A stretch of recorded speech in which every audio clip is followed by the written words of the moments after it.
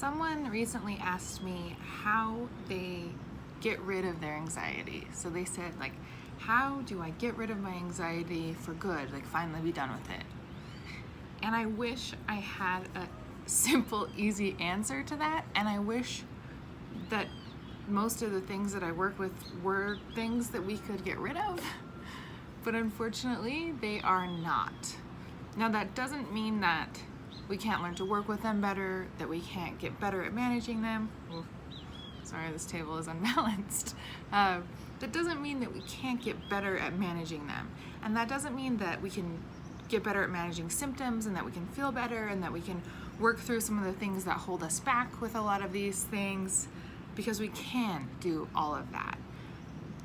I guess the reaction that I had initially was, there is no answer as far as just getting rid of some of these things. It's more, unfortunately, it's more learning to work with it, learning to cope with it, learning to still have a life with it and not be controlled by it.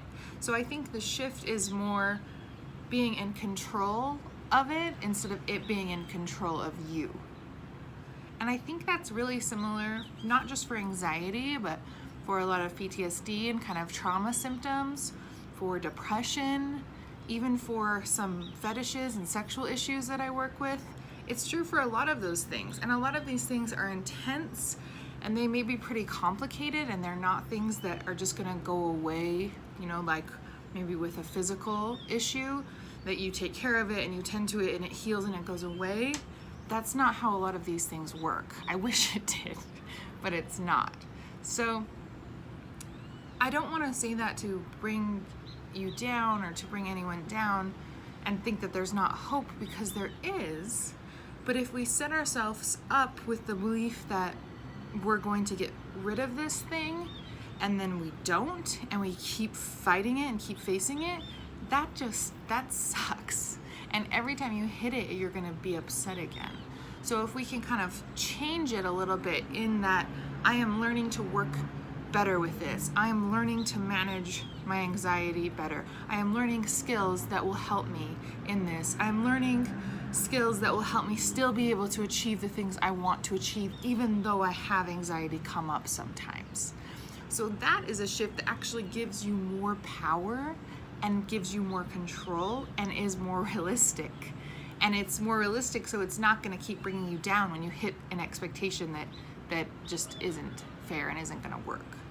So that's kind of the flip I want to make. With anxiety, there are things that we can do to help. And a lot of things people with anxiety have tried, right? Like working through some CBT exercises can be really helpful. I think with any of this kind of stuff, the thing is, it's not a one-time thing or a couple times a year thing. It's got to be pretty much a daily practice. And that's where most people kind of get bogged down, because they try something, maybe it works or maybe it doesn't work, but they just are tired and they don't want to keep doing it. And it's not going to work if you don't keep doing it.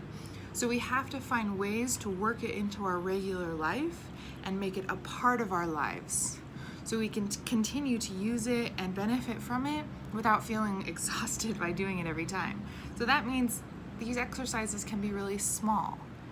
And one of the exercises that I think is helpful for anxiety and also for negative thoughts, because a lot of anxiety is negative thoughts. We get caught up in that negativity, in thinking bad about ourselves, in thinking the worst possible thing that's going to happen. That's a lot of negative thoughts. And that we do have some control over, and we can work through a lot. And part of my course works you through that. It helps you challenge your negative thoughts, identify them, identify areas of negative thoughts, so when they come up you can recognize them more.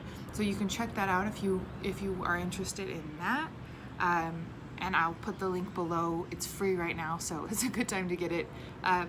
But that also isn't a one-time thing. So if you work through that piece of the course and then you just don't look at it again, that's not how this stuff works. So you have to take it and keep working on it. And we can really simplify this. So once you identify your main kind of areas of negative talk or areas of anxiety, we can sort of put them into groups. So I have a lot of anxiety around this. I have a lot of negative thoughts around this, right? So common themes are like parenting. A lot of people have issues around parenting, around body image, around kind of friendships and meeting people and communication, around intelligence, around being able to actually do the things they want to do, around going in public spaces. So there's a lot in those areas. So if we identify those, we can figure out, okay, these are my areas where I have the most kind of struggle and pain. And this is maybe why, this is sort of some history around that. So I understand that theme is going to kind of come up for me. So how am I going to react to it now when it comes up?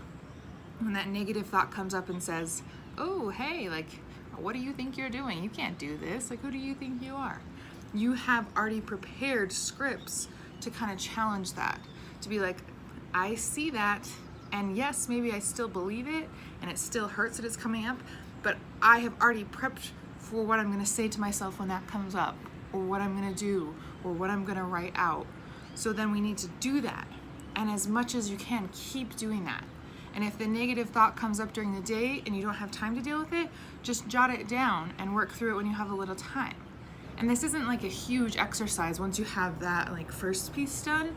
It's more like writing down the thought and then writing down sort of the challenge or the affirmation that is actually helpful for you instead of bringing you down. So that's a way that we can stop the thoughts from snowballing and to getting into bigger things and just continuing on. That's one strategy that we can use to kind of stop it and deal with it and challenge it.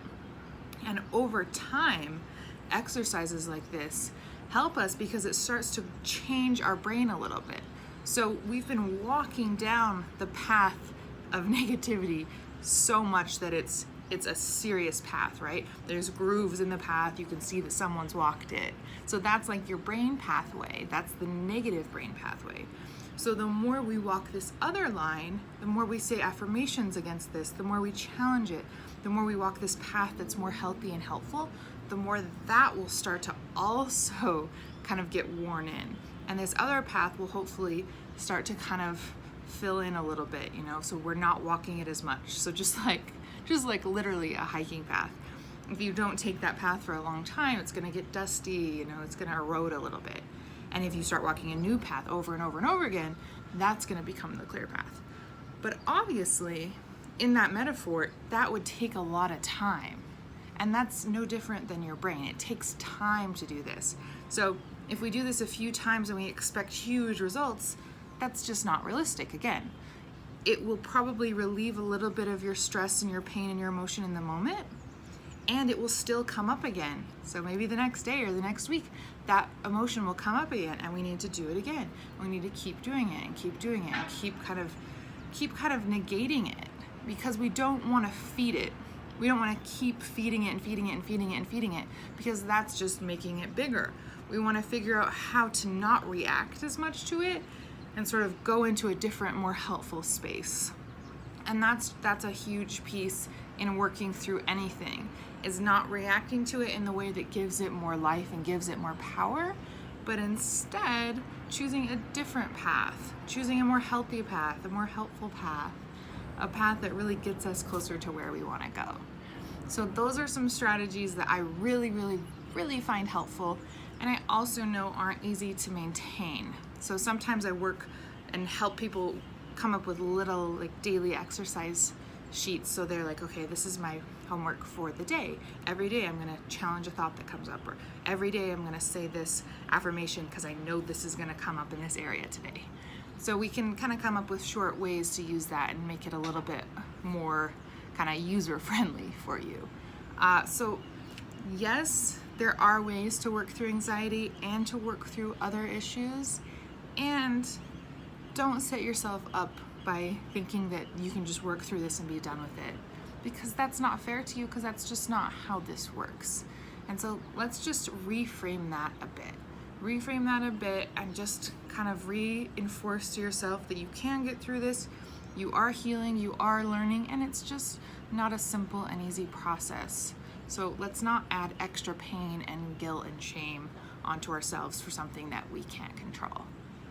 So I hope that's helpful. Reach out to me as always if you have any questions or if you have any other things you want me to address. I will leave the link for the course if you want to check that out, and also my website if you want to reach out to me or get in touch or check out some other resources there. Please do that. All right, thank you, and please try to challenge a negative thought today. That was the other thing I was going to say. When you have a negative thought come up today, try to recognize it and do a realistic challenge to it. And if you struggle with that, let me know. But that's your homework for today. All right, thank you, everybody.